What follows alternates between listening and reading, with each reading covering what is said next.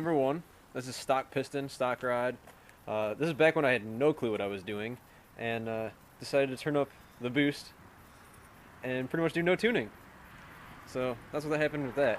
This is a SuperTech forged piston and a Manly forged rod. This is on 10 psi and E85.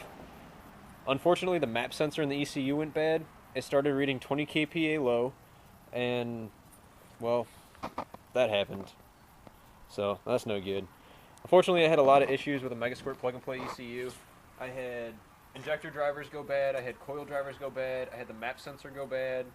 I had quite a few things go wrong in it, unfortunately. So I've decided to abandon the four-cylinder idea, and we've decided to do something a little bit better. We'll show you that.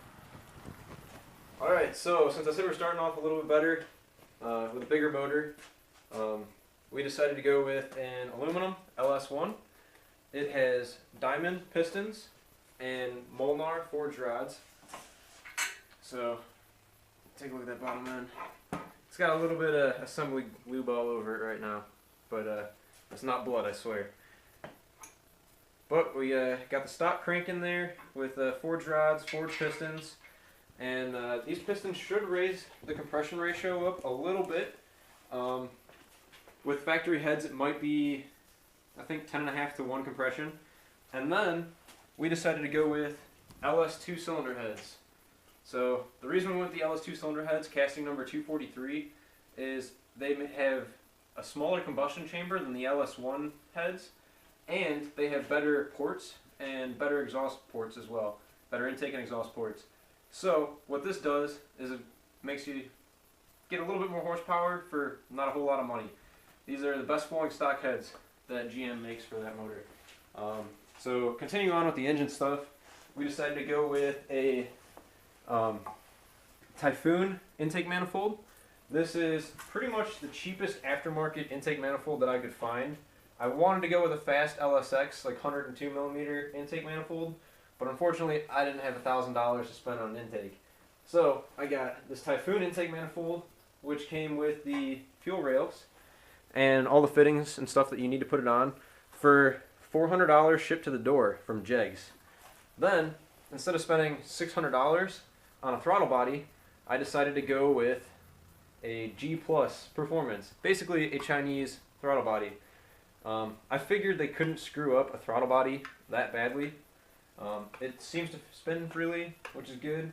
However, the only thing I did notice is that these screws in here, on the other side as well, you can see, they're not like spot welded in, and they doesn't look like they have any thread locker on them. So I'm probably going to put some red Loctite on those so they don't fall off and get inside my motor. But got a better intake, got a better throttle body, got some better heads, got a little bit higher compression from the pistons, and pretty much bulletproof rotating assembly. And to finish off the rotating assembly, I decided to go with a Summit Racing harmonic balancer, because I do know that the stock harmonic balancers on the LS1s tend to start to spin on the crank once you get into like high RPM stuff. So I decided to go with Summit Racing harmonic balancer. And also for the engine, I know I had a lot of issues with the Megasquirt plug-and-play 2. I also had some issues with my dad's Megasquirt plug-and-play 2. So you guys might think I'm crazy for continuing the Megasquirt ECU stuff, but I decided to go with an MS3 Pro. Hopefully they got all their bugs worked out on this ECU, because I really don't feel like dealing with a bunch of issues again. So got an MS3 Pro. I got a little bit of a deal on it because my old boss, he's a dealer for them.